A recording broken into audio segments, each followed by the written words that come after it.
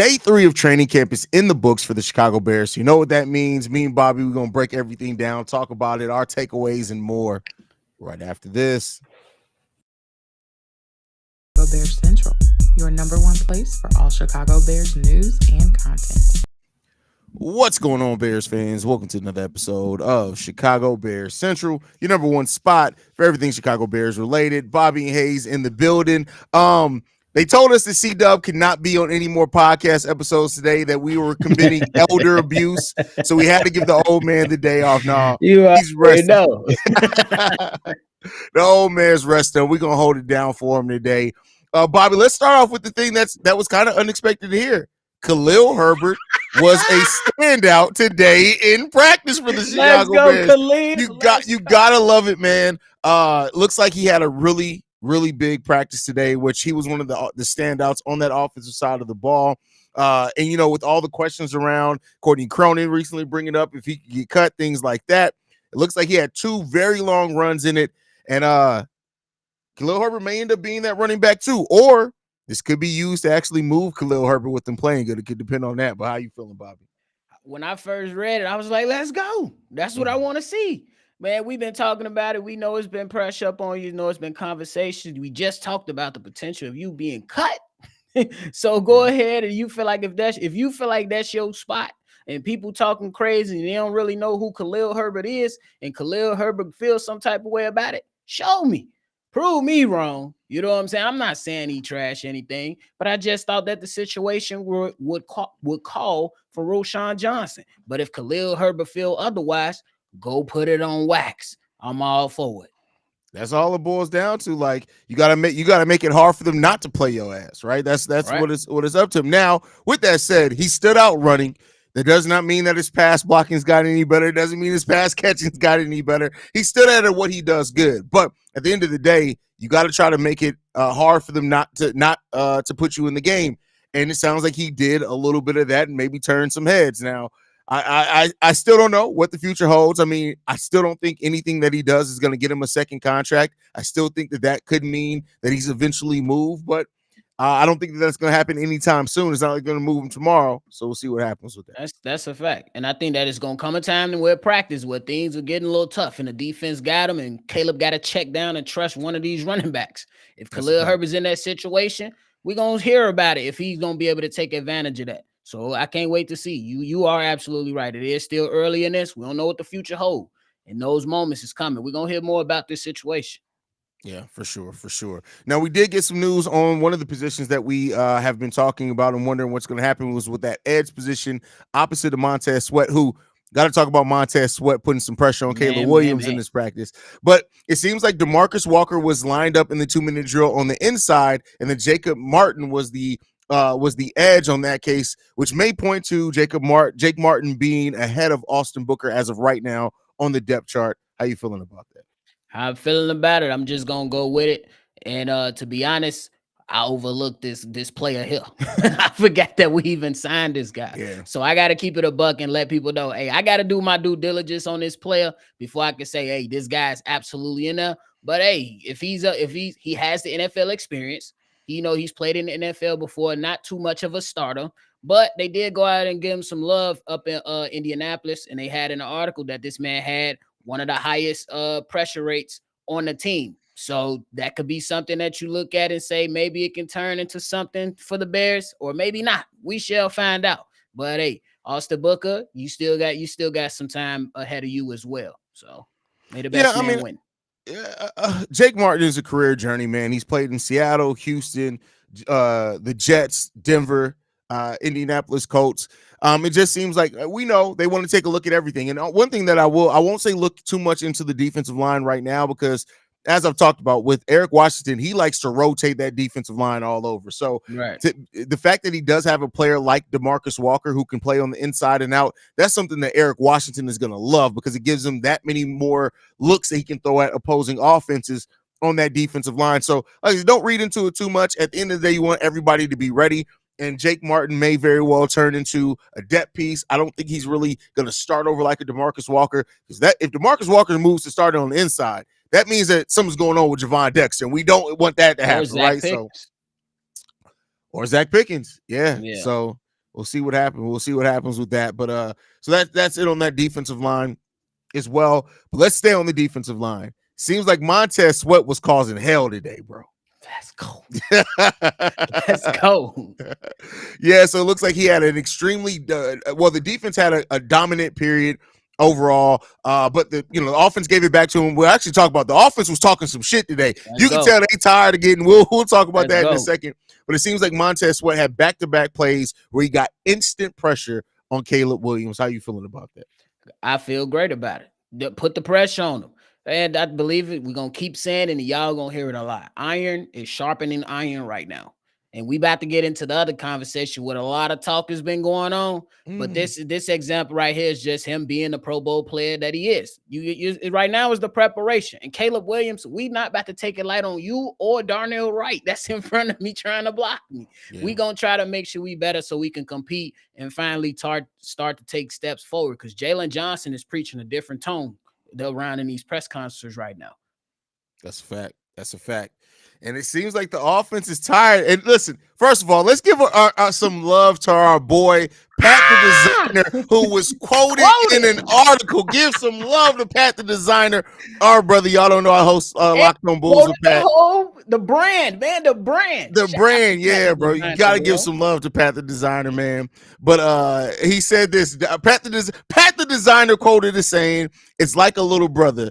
You pick on them, you want them to swing back." And it seemed like the offense swung back today in that 2-minute drill. Caleb Williams tying the game. Ends up getting tied in the field goal. He gets the offense, moves the offense up the court, up the field. Seems like also Rome Odunze and Caleb Williams had the play of the day today. How you feel about the offense giving it back to the defense? We've been hearing about the defense giving them that work the last couple. More things you want to hear. More things you really want to hear from these guys. I ain't gonna lie to you. And we all know we keep it a buck on Chicago Bear Central. We didn't hear about too much of the offense smacking back and talking that talk last year. That's all I'm going to say. I ain't calling out no players. I'm just leaving it right there. So right now, I'm just saying, these guys are starting to talk back. And when you start swinging back and you only going to get better. You throwing these punches and you hitting some and you landing some, eventually the offense going to get them a day over this defense. It's coming later in training camp for sure. They're going to get them one. They're going to get them one. Yeah. So as the way that the 2-minute drill was explained is that Caleb Williams led the offense down the field with completions to Rome Odunze, Keenan Allen, and DJ Moore, spreading that thing out there. Yes, the completion of Moore came on a 4th down, which set up the game tying field goal that was kicked by Cario Santos. Shout out to C-Dub. He's not there to see to hear that. But it seems like the offense is making progress. And keep in mind, this is a top 5 to 10 defense. Everybody said it. They're holding themselves to that example. And, we talked about in that first practice of don't be worried about it. Like, you want the defense to be ahead of the offense at this point. But the fact that this offense is already taking what they learned from the first 2 practices. And keep in mind, they weren't fully healthy either. We didn't have Rome Odunze, one of those practices and things like that. I think Gerald Everett still did miss this practice. But to have you're close to your full offense out there and your quarterback, who everybody's been raving about his ability and how much he's grown as far as understanding, leading that huddle, all those type of things, for the offense to already start giving it back to the defense and being a little brother I'm tired of talking. I don't have a big brother. I was the oldest brother, but I did have an older cousin that literally used to kick my ass. I remember the first summer I got bigger than him, kicked that motherfucker's ass in basketball. Hey. But it's good to see that the offense is starting to give a little bit of that shit talk back. And to me, that means building confidence. And as we talked about, ironing sharpen iron. We finally can have that, we feel like, with this team. And it seems like that in the offensive line as well is getting some continuity as well. Ryan Bates got the start at the center today. Tevin Jenkins talked about how good the fit seemed right now as well. That's what you want to hear, man. And Tevin Jenkins, who's been on this offensive line, who's seen the worst, and hopefully he's going to see the best of it. For Jenkins to come in and say it feels like it's a great fit right now, I take those words to heart because Tevin has seen some shit, my boy. Yeah, the man Tevin Jenkins said Ryan Bates has came in and just been himself. And now he's one of the vocal leaders of the locker room. That's huge. And I think that's saying a lot. I know it's still some ways to go with this, who's going to be the center. But that right there, sometimes that leadership value is key. But Haize, when we talk about, I want to talk about the offense and them talking smack. Mm-hmm. We know against division games, specifically, I'm going to bring it up. specifically Green Bay. The Yeah. offense, they come out with no juice, bro. They come Yeah. out with no juice. This is how we compete, and the defense is keeping us in it. And then, boom, the wheels fall off, and the third quarter goes bad, and they got 31 points on the other side for the ugly ass green and yellow jerseys.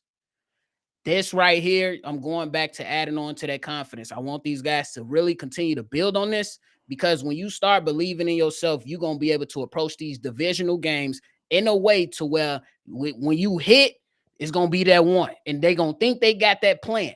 But everybody got a plan until they get hit in the mouth. And that's how I want the Bears to start walking in these stadiums. So they got to keep building on this, bro. For real. Yeah, for sure. And we need to be an offense and defense that both attack our opponents. For last few years, we've been a team that constantly is adjusting to what other teams are trying to do. This needs to be one of those seasons where, I'm not saying immediately, but we start making teams adjust to us. And if we can do that, that's what puts you in a great place. Victor has a great point here as well, saying only a couple of pre-snap errors in the first 3 days of practice. Man, that's good to hear. That's what good you to want to hear, hear. man. Clean that shit up. And everything, you should be hearing good things right now. You absolutely should. But this, everybody's saying it. It just seems like it has a different feel, my boy. And I can't be mad at that. It does seem like it have a different feel. I can't wait to see it. And it's gonna be some adversity this training camp eventually. Respect. So I want to see how the Bears handle that stuff.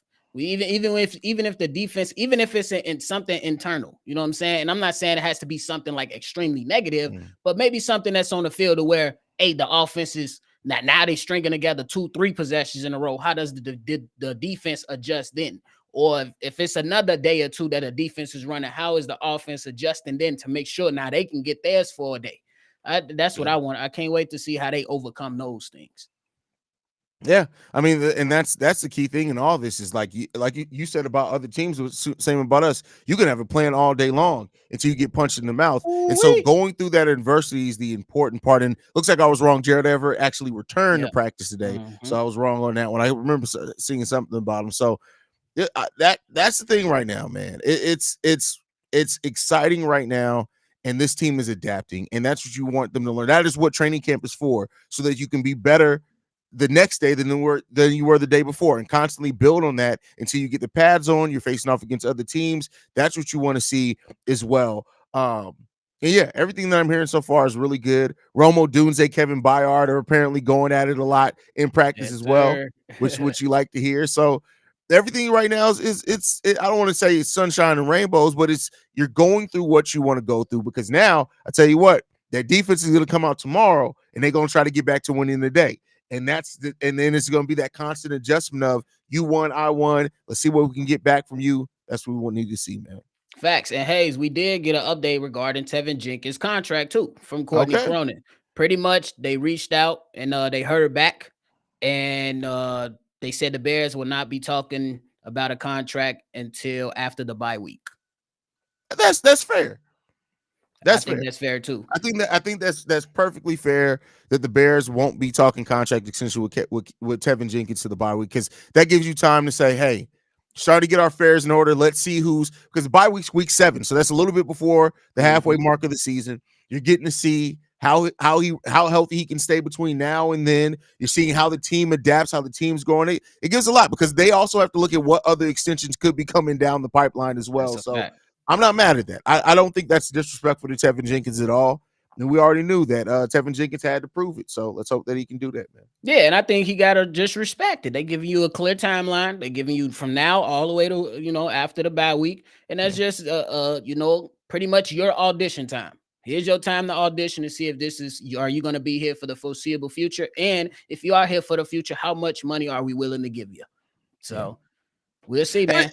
And it's good too that Tevin Jenkins people are still reaching out, because they understand that they want to get an extension locked in too for Tevin Jenkins, because the last thing Tevin wants is to be in the situation where Connor Williams is right now.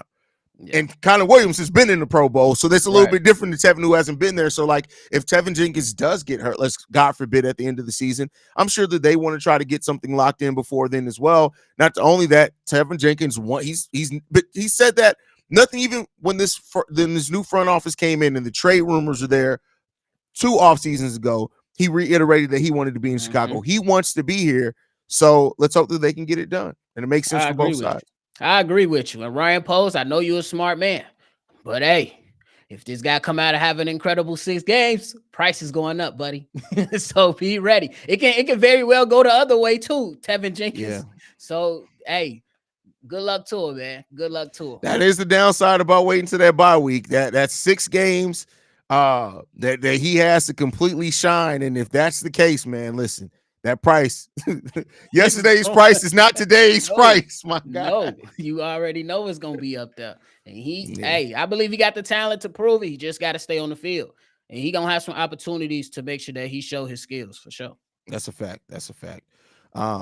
Let's see. We got this. What's your opinion on Jordan Love not practicing? And it's a rumor Green Bay will give him the highest contract. And I don't give a shit about the Packers. I was gonna say go ahead. Yeah, I was gonna don't give say a go shit. ahead, because look, go ahead and go and pay him what you want.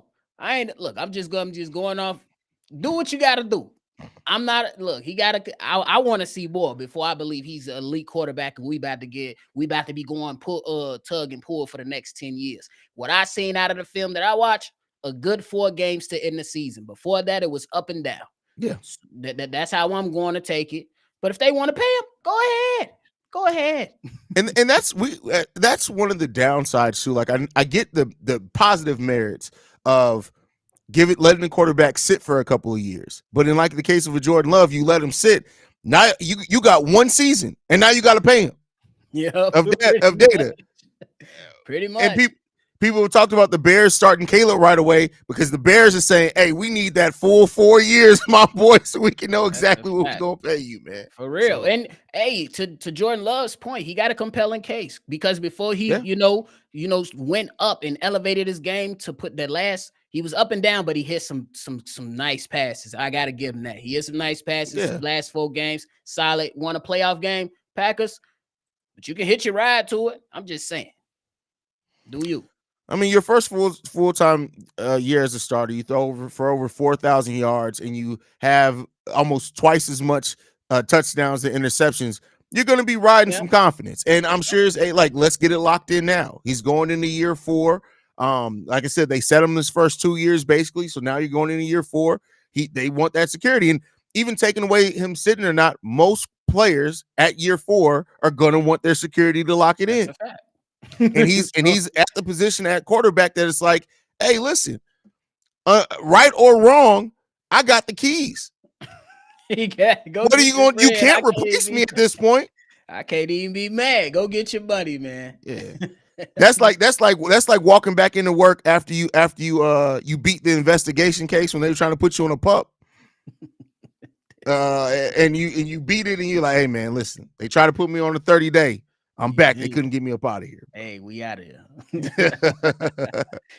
Any last thoughts, Bob, before we get up out here, man? I was just gonna say, hey, we appreciate all the love, man. Y'all make sure y'all subscribe to the channel before you get up out of here, and y'all make sure y'all tune in. We got a good question I do want to answer before we go. Oh yeah, go what ahead. Undrafted player do you guys think can make the 53 man roster? But we gotta have an episode already on this. We can give it to you real quick. Me, it's damn, why I forget Keith Randolph. Yep. That's I just, especially when you hear that they're moving to Marcus Walker inside. We need some depth at that tackle position, and that dude is a dog. He would have been drafted if it wasn't for injury concerns. What about you, Bobby? I think that was a good one. I'm gonna keep my eyes out on that tackle though. From Canada, Theo Benedict. Benedict, yeah. Yeah, I'm gonna keep my eyes out on him. I'm not too sure about him though. If I'm gonna bet my money, it's gonna be on Keith Rudolph. Oh, is it Randolph? Yeah, Keith Rudolph. I think that's you're right. You're right. Rudolph. Yeah, I don't know why. It's been a long Hey, we gonna day, learn man. your name, young fella. My bad. I know his name. My ass just need, bro. I just need a nap, man. That's all that is, bro. For sure.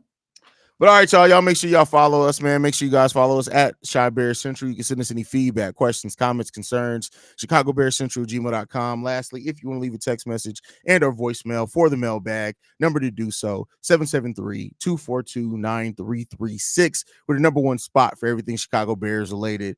Like we like to end everything on